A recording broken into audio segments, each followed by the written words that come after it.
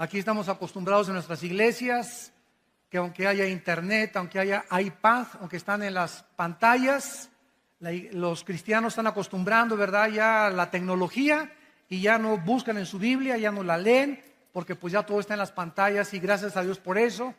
Pero ustedes deben de traer su Biblia a la iglesia. Es muy importante eso. Primera de Reyes, capítulo 11. Le damos la bienvenida a nuestro programa internacional de televisión cristiana, Vida Nueva para el Mundo. Y tenemos como tema en esta tarde la inmoralidad de Salomón. La inmoralidad de Salomón. Primera de Reyes, capítulo 11. Pero el rey amó, además de la hija de Faraón, a muchas mujeres extranjeras, a las de Moab, las de Amón, las de Edom, a las de Sidón y a las heteas, gentes de las cuales Jehová había dicho a los hijos de Israel: no os llegaréis a ellas, ni ellas se llegarán a vosotros, porque ciertamente harán inclinar vuestros corazones tras sus dioses. A estas pues se juntó Salomón con Amor, el jacarandozón de Salomón. Tuvo 700 mujeres reinas, 300 concubinas, y sus mujeres desviaron su corazón. Y cuando Salomón era ya viejo, las dejó. ¿Eso dice? No, ¿verdad? En esta época podríamos llamarle rabo verde. Porque el que crea que un viejito ya no es atraído por las muchachas, qué equivocados están. Cuando ya era viejito Salomón, sus mujeres inclinaron su corazón tras dioses ajenos y su corazón no era perfecto con Jehová su Dios, como el corazón de David su padre. Porque Salomón siguió a Astoret, diosa de los sidonios, y a Milcom, ídolo abominable de los amonitas. E hizo Salomón lo malo ante los ojos de Jehová, y no siguió cumplidamente a Jehová como David su padre.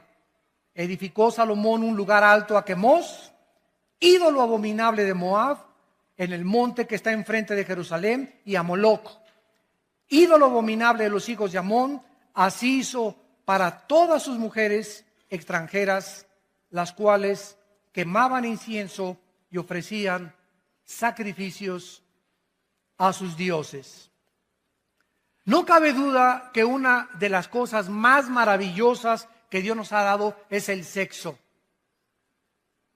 El sexo es precioso, maravilloso, encantador, celestial, usado dentro de la esfera del matrimonio y nunca fuera del matrimonio. Dios ha puesto una limitación en todas las cosas que nos ha dado. Nos dice Dios: puedes dormir, pero no te pases de 8 horas. Puedes comer, pero ponle un cuchillo a tu garganta y no abuses de los alimentos. Puedes disfrutar el sexo, pero solamente te permito usarlo dentro de la dimensión para lo cual lo diseñé y dentro de la esfera donde el hombre es responsable de la mujer y la mujer es responsable de dejarse tocar solo por su marido. Cuando nosotros nos salimos de las limitaciones y de las prohibiciones que Dios ha establecido en su palabra, acarreamos sobre nuestra vida destrucción, amargura, tristeza, lágrimas y maldiciones inimaginables. Si una persona busca el placer continuamente sobre Dios, sobre su familia y responsabilidades, entonces el placer se convierte en un monstruo que acaba devorándonos. Y es un placer que estás alimentando y alimentando con la pornografía o con viendo a las mujeres o desnudándolas de los ojos, de los pies arriba, etcétera, etcétera. Pero cuando te das cuenta, hay un monstruo dentro de ti ya que te tiene totalmente atado y dominado y que posiblemente sea la causa por la cual Dios ha impedido las bendiciones sobre tu vida. De la misma manera, las riquezas y el lujo no son pecado. No es pecado ser rico, ni ser millonario, ni tengas envidia porque un hermano llega en un Mercedes-Benz, o porque un hermano llega en un BMW, o porque alguien trae un Ferrari. Si la envidia fuera tiña, como dice el dicho mexicano, ¿verdad? ¿Cuántos estarían tiñosos?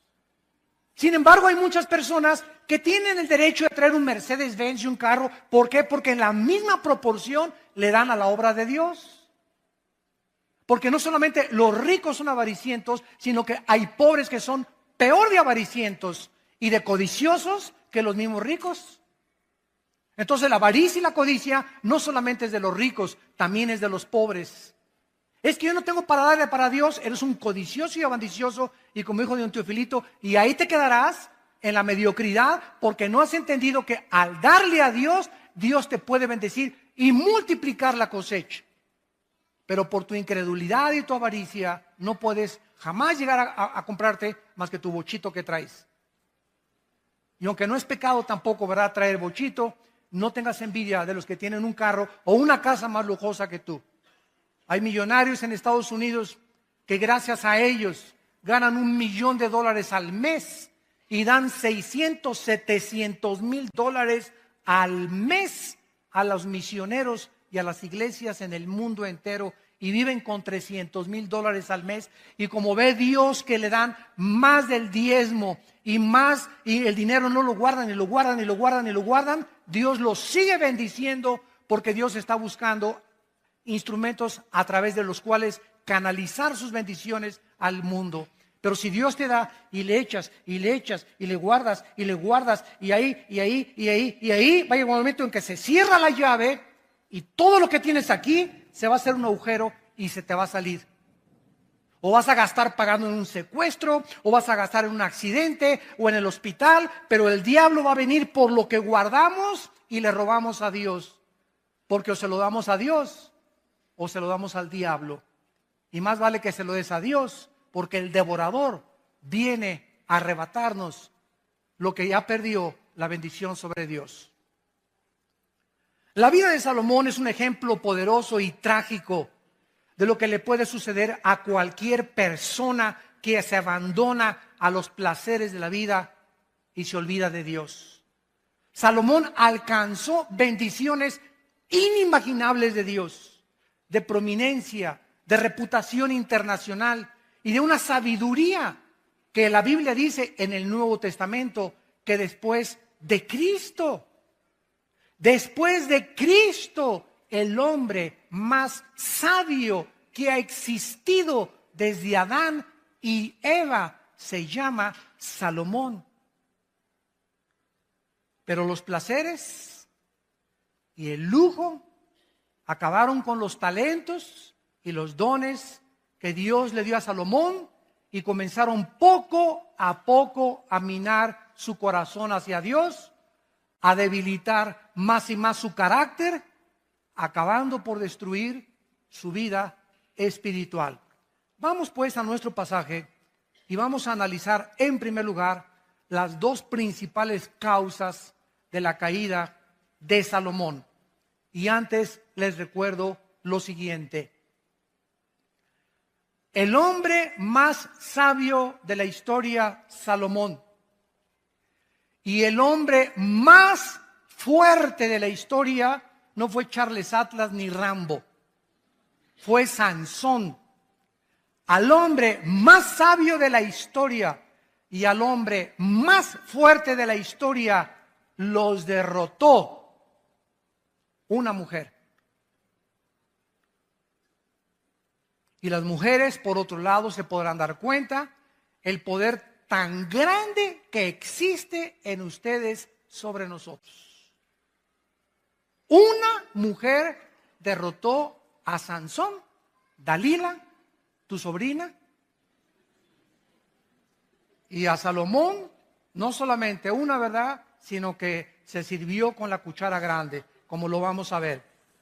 Bueno, dice aquí en el versículo 1, el rey Salomón amó, además de la hija de Faraón, o sea que tenía corazón de condominio. Además de la hija de Faraón, y había mucho en aquel tiempo de matrimonios políticos. Los reyes muchas veces se casaban con la hija del rey de Francia, con la hija del rey de Inglaterra, o con la hija del rey del Líbano, etcétera, etcétera, para hacer en aquel tiempo alianzas políticas. Y muchos matrimonios eran forzados. Solamente se casaban, ¿verdad?, por mantener una alianza política y unirse política y diplomática y económicamente como naciones. Salomón, además de la hija de Faraón, amó a muchas mujeres extranjeras de Moab, de Amón, de Edom, de Sidón, a las Eteas. En el libro de Éxodo capítulo 34,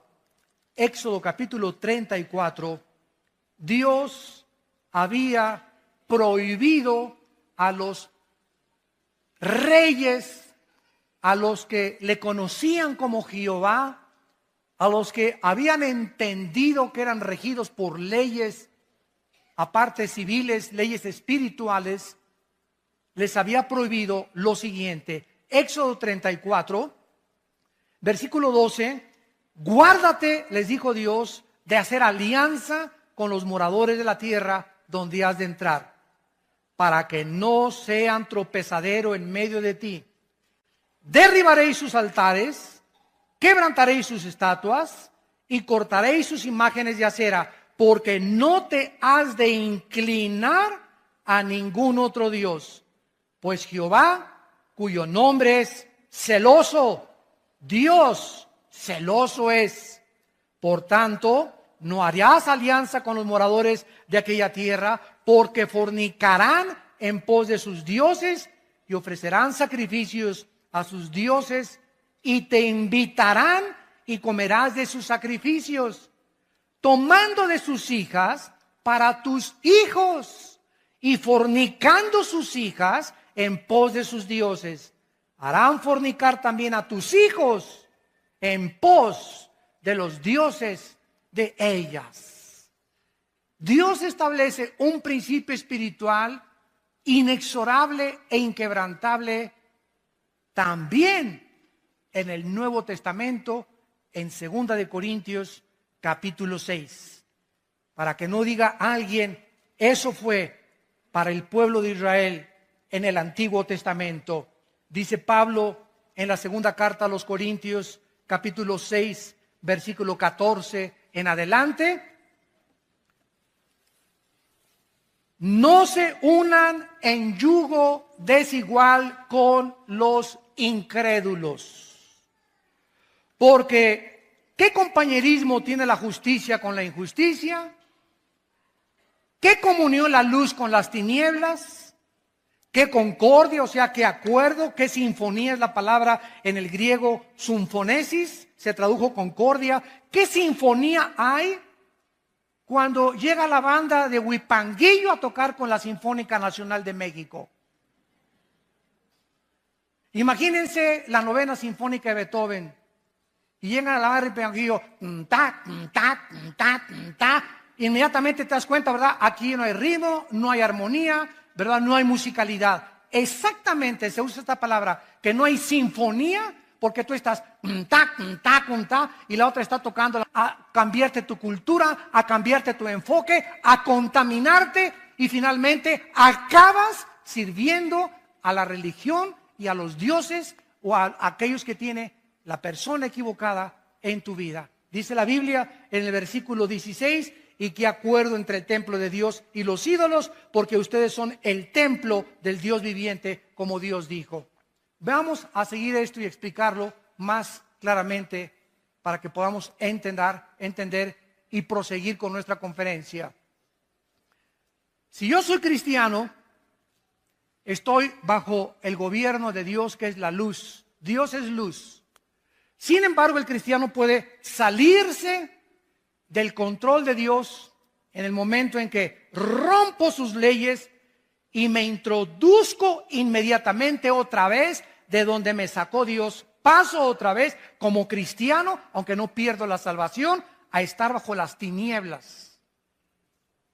Cuando estoy en las tinieblas, en el momento que una muchacha me gusta y yo soy cristiano y me caso inclusive con ella, en ese momento me meto al terreno donde ella está. ¿Por qué? Yo no puedo estar así. No podemos servir a dos amos. En el momento en que yo acepto mi compromiso con una persona que no es cristiana, estoy saliéndome, lógicamente, de los mandamientos de Dios. Estoy ya en desobediencia, porque Dios me dice en su palabra que yo no me case con una mujer que no sea cristiana o con un hombre que no sea cristiano. Entonces, al estar en el mundo de las tinieblas, pero yo me sigo llamando cristiano. Bueno, en el Antiguo Testamento así les pasó a los sacerdotes. Decían a Baal lo adoraban e iban al templo a adorar a Dios. Tú puedes decirte llamando lo que tú quieras, pero tú vives en desobediencia a Dios. Y en ese momento, las tinieblas conquistan tu corazón. En lugar que digas, pues se va a convertir. Es que es mejor que muchos cristianos. Y no es tan hipócrita como muchos muchachos que he conocido en la iglesia. Y tal vez a los 6 meses tiene otra religión, pero lo voy a convencer. Son pretextos para romper la palabra de Dios. Eres inexcusable hombre tú que juzgas y crees que eres más sabio que Dios. En ese momento te vas a envolver en una vida en la que Dios no tenía para ti, porque estás en desobediencia a los mandamientos de Dios.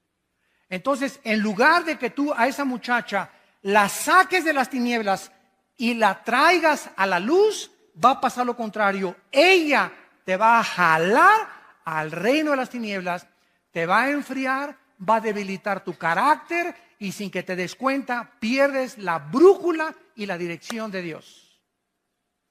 Tenemos que entender, porque Dios nos dio una mente inteligente para que comprendamos por qué hay sabiduría detrás de todos sus mandamientos. Cuando cuando un padre le dice a un hijo, no vayas a un antro, no le digas, te prohíbo ir a los antros. Tu hijo, no, papá, tú eres un viejo ya anticuado, que tú eres del Antiguo Testamento, y de verdad, y tú ya no tengo por qué hacerte caso. No le digas así, porque la ley mata, ¿verdad? Tú tienes que explicarle, mira, quiero decirle, cuando entras a un antro, hijo, vas a oír música que es del mundo y en ese momento te va a envolver esa música. No van a tocar a Beethoven, tampoco vas a encontrarte ni a Cenicienta ni a Bambi en el antro. Y cuando te den de beber, no te van a dar horchata tampoco, ni agua de Jamaica. Entonces va a haber un ambiente ya preparado por Satanás, bebidas preparadas por Satanás, personas preparadas por Satanás, mujeres con ropa casi nada, sin que te des cuenta. A la media copita que te tomes, ya perdiste. Ya que me escuchas, porque cuando te tomas la mitad, te tomas el vaso entero después. Y cuando te tomas el vaso entero, se te olvida hasta que eres hija de Dios.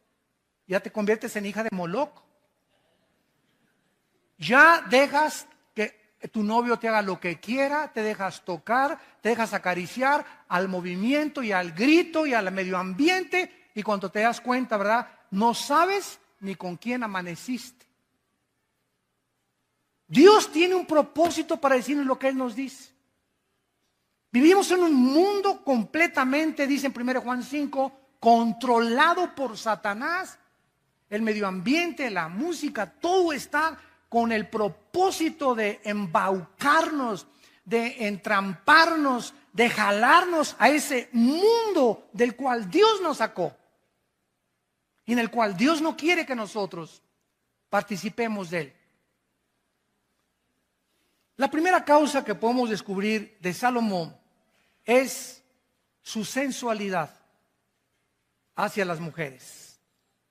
Salomón se unió a mujeres paganas, no creyentes, practicó la poligamia, era un hombre que cuando veía a una mujer la veía de los pies a la cabeza como ahorita los hombres.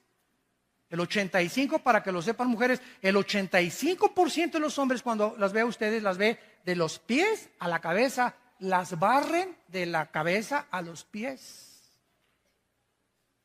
Así es el hombre del libidinoso. Así es el hombre desensual. El hombre es atraído 100% por el cuerpo de la mujer no tanto. La mujer puede ver un Charles Atlas, ¿verdad? Y pues sí, está guapo y todo, ¿no? Pero nosotros somos atraídos inmediatamente, ¿verdad? Buscamos las curvas, ¿verdad? Buscamos, ¿verdad? Las pechugas de pollo, etcétera, etcétera. Como dice un pastor allá en Argentina, comenzamos a buscar, ¿verdad? El cuerpo, el movimiento de licuadora de la mujer, etcétera, etcétera. Y todas estas cuestiones comienzan a nosotros a atraer nuestros ojos hacia ellas y el hombre se vuelve sensual. El hombre se vuelve débil y comienza su carácter a ser debilitado por causa de su sensualidad. Salomón dijo, oye, está guapísima esta mujer, Miss México, véngase para acá mi niña, aquí, chencheche. No, pero déjame pecados de Cristo, nada podemos hacer. Si no hacemos lo que hacemos ahorita, y muchos hombres no lo hacen, es porque no han tenido la oportunidad de hacerlo. Porque por la gracia de Dios hemos sido librados de tentaciones. Pero hay otros que han caído porque se han olvidado de Dios. Y al salirse de la luz, son presa de las trampas de Satanás. Porque Dios promete en 1 Corintios 10:13 que ninguna tentación nos ha sobrevenido que no sea humana. Sino que fiel es Dios, el cual cuando venga la tentación, si estás en la luz, ojo, si estás en la luz y en la mañana oraste y en la mañana leíste la palabra de Dios y viene doña Tentación a tocarte la puerta, mandas a Jesús a que le abra la puerta, no la abres tú. Y Dios te libra la tentación porque sabe librar Dios, 2 de Pedro 2:9, a los piadosos. Pero si la tentación te agarra fuera de la luz, viviendo en las tinieblas, en desobediencia a los mandamientos de Dios, te vas con la tentación. Así, por más santo y más espiritual que te creas, la carne es débil, débil, débil, débil, débil. No juguemos con doña Coqueta. Vemos pues que Salomón desobedece estas leyes de Dios y además vean estas frases en el versículo del 2 al 4. Versículo 2, regresamos a 1 Reyes 11, le dice Dios, harán inclinar tu corazón. Versículo 3, desviarán tu corazón. Versículo 4, inclinarán sus mujeres tu corazón. Versículo 4, su corazón finalmente no era perfecto para con Dios. Vamos a explicar esto. El corazón en la Biblia se traduce en el hebreo con la palabra lev. L de Lola, E de Enrique, B de Víctor. Lev. En el Nuevo Testamento es la palabra cardios con K. De ahí viene la palabra cardíaco o cardiovascular, etcétera, etcétera. Entonces, la palabra corazón significa el asiento de mis emociones, de mis sentimientos, de mi voluntad y de mi intelecto. En el momento en que mis emociones son atraídas por otra persona que no es mi esposa, o por un muchacho que no es cristiano, o por una muchacha que no es cristiana, mis emociones son infectadas. Mis sentimientos me comienzan a engañar porque engañoso es el corazón más que todas las cosas. ¿Quién le conocerá? Y una vez que estás debilitado emocionalmente, debilitado sentimentalmente y debilitado emocionalmente, caes fácilmente y tu corazón acaba apartándose de Dios. Le das a esa mujer el lugar de Dios, la conviertes en una diosa, conviertes en ese hombre en un dios. ¿Quién es un ídolo? Cualquier cosa que nos robe los afectos, nuestro tiempo y nuestra devoción a Dios. Puede ser el fútbol, pueden ser las mujeres, puede ser tu amante, puede ser tu esposo, puede ser el dinero, puede ser el placer, cualquier cosa a la que yo le dé más tiempo, más devoción y más dedicación que a Dios es un ídolo. No solamente una estatua a la cual me inclino, algo que ha robado el primer lugar de Dios en mi corazón. En segundo lugar, vemos nosotros que aparte de que el corazón es el centro de nuestras emociones, en el libro de Oseas, en el Antiguo Testamento, capítulo 7, versículo 9, dice la Biblia: devoraron extraños su fuerza, y él no lo supo. Canas le han cubierto, y él no lo supo. ¿Cuál es el mensaje aquí del Espíritu Santo? Bueno, a veces llegamos al espejo y, caray, no me había visto esta cana. Caray, aquí tampoco esto. Y pasan 3 meses, caray, estoy lleno de canas. Y nunca supimos cuándo comenzaron a salir las canas, ¿no es cierto? Salieron imperceptiblemente. Dice la Biblia que las fuerzas también las comenzamos a perder imperceptiblemente. Las mujeres comienzan a debilitar tu fuerza y te comienzan a debilitar tu carácter, comienzan a infectar